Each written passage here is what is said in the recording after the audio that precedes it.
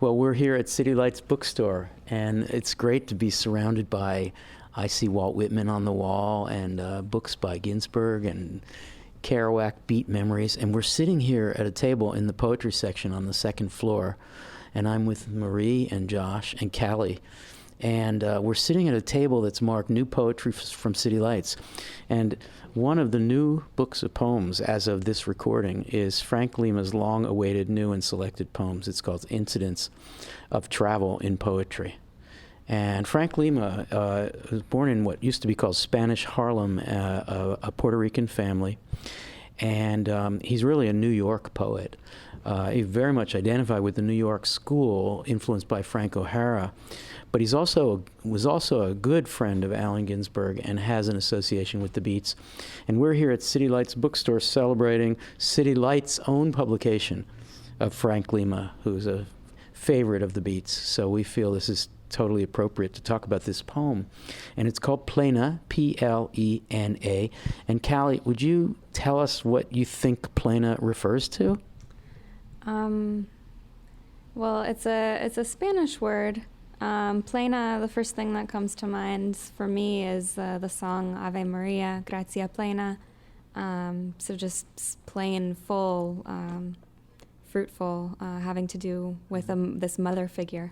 Mm-hmm. So, and, well, you know some Spanish. I do. Yeah, so Plena refers to a genre of music, but is particularly associated with Puerto Rico. Is that right? Yes. Yeah, it's a type of dance or music very central to Puerto Rico. So it's a poem, as it turns out, about the speaker's mother, and we're just going to assume Frank Lima's mother. So I'll read the poem, and then we'll get started trying to figure it out. Plena. During the day, I play at drowning, looking for the smoke of eyelashes and faded hair, the lilac shadows of blood, and the ruins of coffee. But at night, I dream of the last syllable in my mother's heart, the last red word in her lungs. Josh, say something really general about the figure of the mother in this poem. Well, it's a tragic figure. It seems to me like he's looking for her during the day and dreaming of her at night. Yeah, that's a great way to start. During the day, he plays at something, and we're going to try to figure out whether that does have to do with the memory of the mother. But at night, it's fairly clear he's trying to remember her last sounds. So, Marie, can you help us just generally, looking maybe away from the poem, what's the difference between a poet looking for something in the day and a poet looking for something at night, in the most general way? Memory lost? More memory at night than in day? What's the difference between day and night?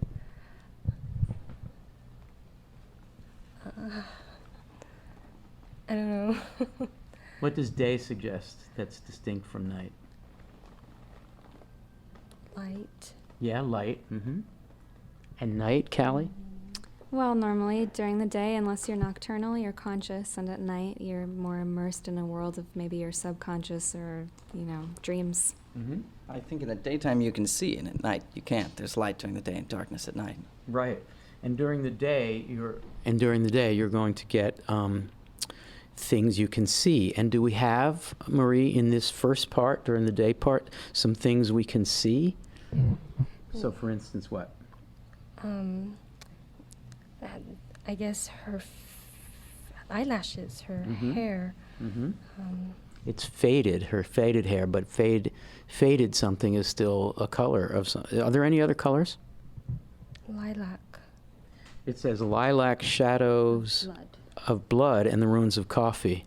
What happens if you mix lilac and coffee brown? Well, I'd imagine you'd get the color of blood. You'd get red. Yeah.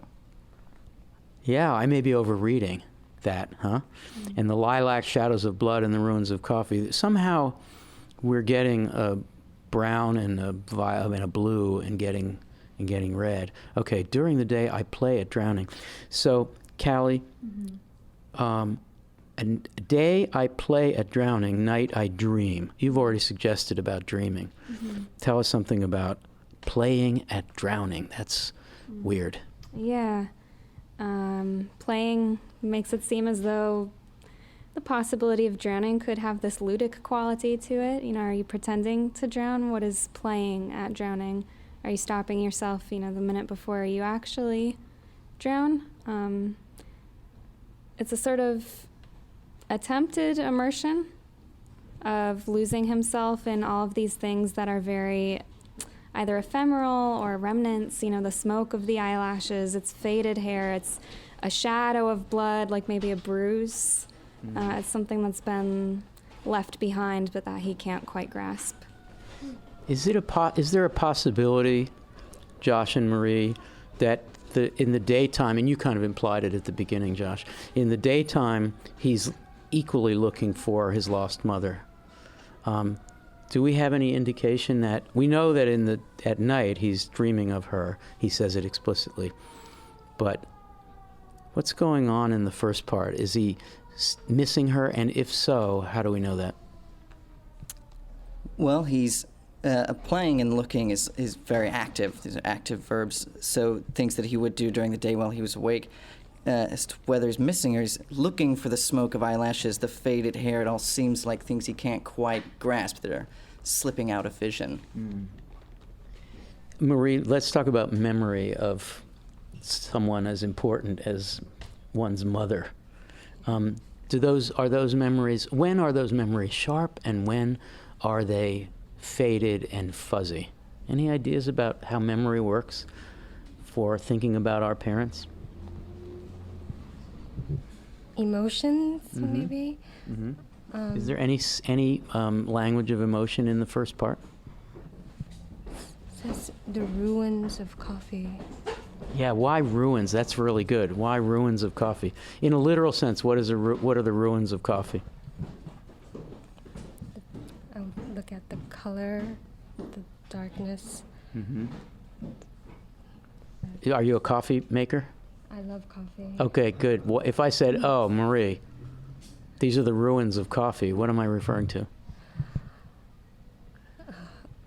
Metaphors are really difficult for me. It's the dregs, right? The coffee grounds. Yeah, the ruins of coffee. All right. Okay, so Josh has suggested that the image, that the eyelashes and faded hair do suggest a person, in this case, a woman, a mother, who's gone. But the ruins of coffee, Callie, you're going to have to guess about Frank Lima's mother, but how could that be associated with the loss of this important person? Oh, like I was saying with the hair and the eyelashes and a bruise and coffee ruins, it's a trace of something, and maybe she used to make the coffee, and it's what, in a sense, has been left behind by her. So let me ask all three of you again about I Play at Drowning. Is he suicidal? Is he thinking that, or is he in the mood of being drowned? Marie? I think it shows his sad state, his emotions. Yeah. Josh playing at drowning? I think it shows that he's entertaining the idea of death in the search. I don't think he's necessarily actively suicidal, but entertaining the idea of the drowning. Okay, so now let's get again to the last three lines. In poetic terms, what does the last three lines do that the first part doesn't do? Well, it gives us a solid character. It actually gives us the mother that was just all ephemeral. It certainly does that, yeah. And what's the vocabulary, Callie? Syllable, word, lungs. What does that suggest? Verbalized speech as opposed to just written words on the page. Verbalized speech meaning what sense is being used there? The voice. Yeah, so these are sounds. The title of the poem suggests, and the first part of the poem is not sounds, but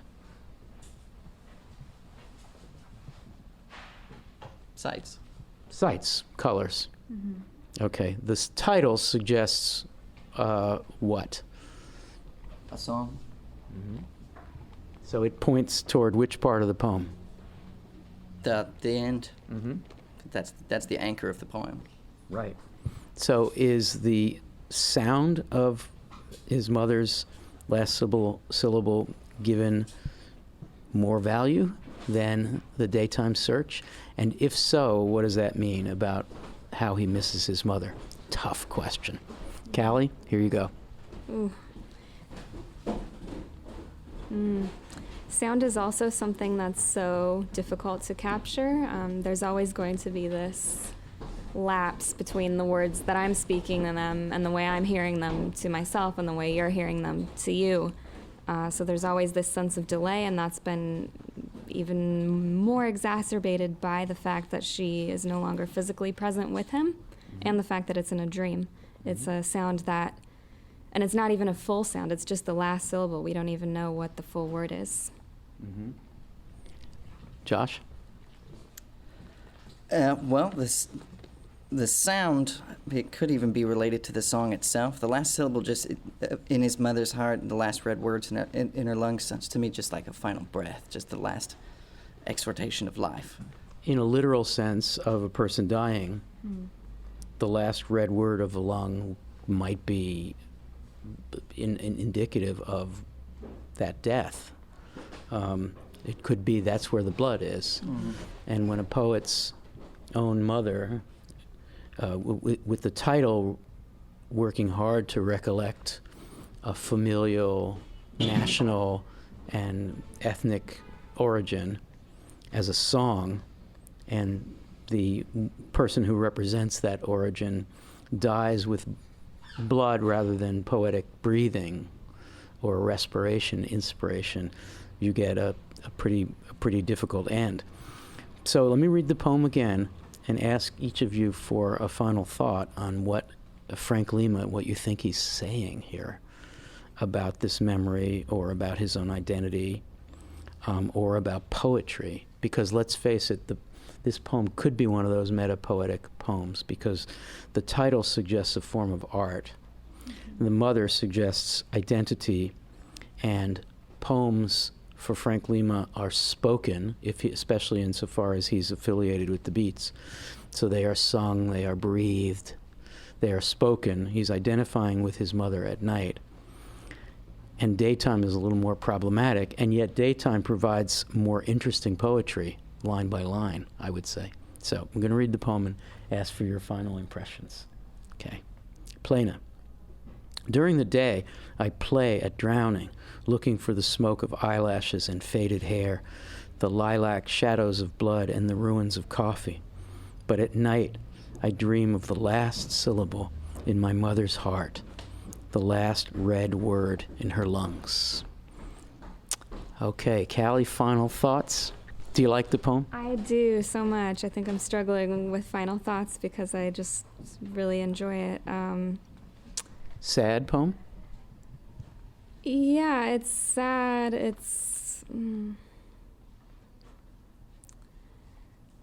sad and it's so painful, but there's something beautiful to the fact that in his dream he's attempting to latch on to what I think maybe in all poetry we're attempting to latch on to, which is sort of preservation or vocalization or verbalization of this life force. The poetry within his mother's being is very visceral. It's coming from her heart, her lungs. It is simultaneously blood and a syllable.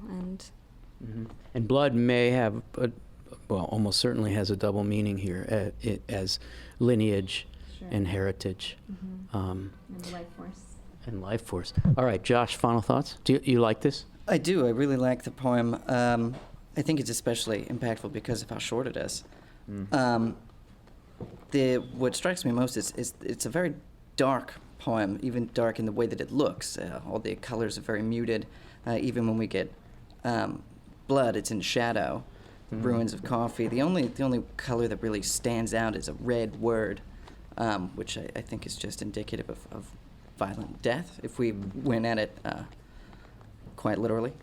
But yeah, I think with the poem, what it says to me is how difficult it is to grasp onto things that really only exist now in memory. Everything is fading. What he looks for during the day that he used to be able to see is now Right. just slipping out of Yeah. reach. Ironic, though, that now that she's gone, the daytime, which is thought of as a time of discernment and light and clarity, is the time when the poetry doesn't do the job of recalling and reconstructing his Not mother. nearly so vividly. Yeah, and it's at night that he dreams of her and hears the sound of the song, which is the title of the poem. And let's remember that the word but comes here. It's not and, it's but. But suggests what? During the day I do this, but at night I do this. It suggests actually that one needs to turn toward something more that's going to do the job of remembering his mother more effectively and more commensurately, because it's a song. Marie, do you like the poem? Yes, I love sad poems. So. You love sad poems?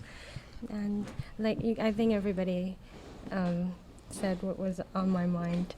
I like the contrast between how he thinks about his mother during the day, and then how he dreams about her at night.